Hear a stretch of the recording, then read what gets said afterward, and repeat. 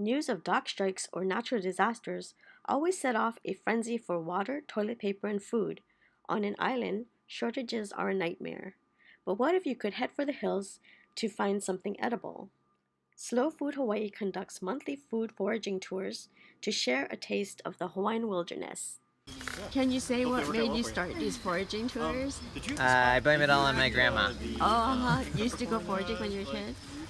No, I would sit in her plum and cherry trees in Germany and gorge myself, so I was too full by the time it was time for dinner.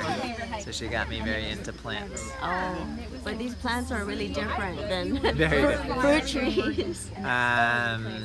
What was the other impetus? When I was working in Silicon Valley as a virtual reality programmer, and my girlfriend at the time knew I really loved picking fruit, so she got me a foraging book, and I started exploring all the mulberries and persimmons and pineapple guavas that were growing around there, and had more fun doing that than working in a hermetically sealed office.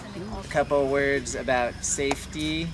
Don't put anything into your mouth until I say you can eat this part of this plant at this stage of preparation, because we'll be talking about plants where you can eat the leaves but not the root, or you can eat the root after you cook it for 3 hours, or you can only use this plant on your skin and you can't ingest it. So I have a good track record of not killing anybody yet. I want to keep it that way. Pickled kahili ginger. So these are edible if you like the flavor. It's like I said, a little soapier. No, it's a different ginger, same family. They bolt or go to flower because the leaves will get much more bitter once they flower. That's true of like arugula and basil and other things like that. Alaska brew. So just break off a little bit and try it. Always start off with a tiny bit. Don't do like Severin and throw the stink directly in your mouth. I'm sorry, what was the scientific name again for this? The hawksbeard, I have to look it up. H-A-W-K-S or H-S-E-K-S?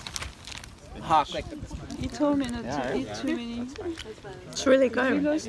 It's almost fruity. Do you have enough? No, I have not tried. Corn selection. This is a mango relative, however, despite the peppercorn name. So if you have mango allergies, you might want to skip it. Peppercorn. But we're looking for some of the berries. It's a little early, but you can get some of the scent from crushing the leaves. It smells a lot like pink peppercorn. Oh yeah, smells so good. It's not that strong, but it's No, yes, it's definitely there. Of William Rice. And then that gets fermented and distilled, and you have this yummy liquor called akolehau. Oh, I have had a fully hound. Yeah. So, okay.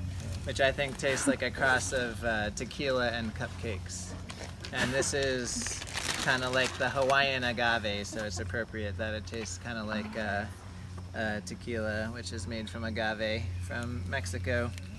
Does anyone live in Kaimuki? You live in Kaimuki, right? Do you know what it means? It means the place of the emus, the place of the ovens. The ovens for tea. The ovens for tea. That's the key at the end, Yeah. right?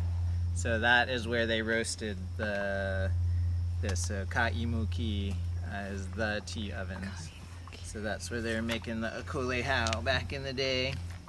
And I've had this syrup, it's pretty yummy, but you do definitely have to roast it overnight to detoxify it. It's poisonous in the raw state. Oh, you're... I can toss today's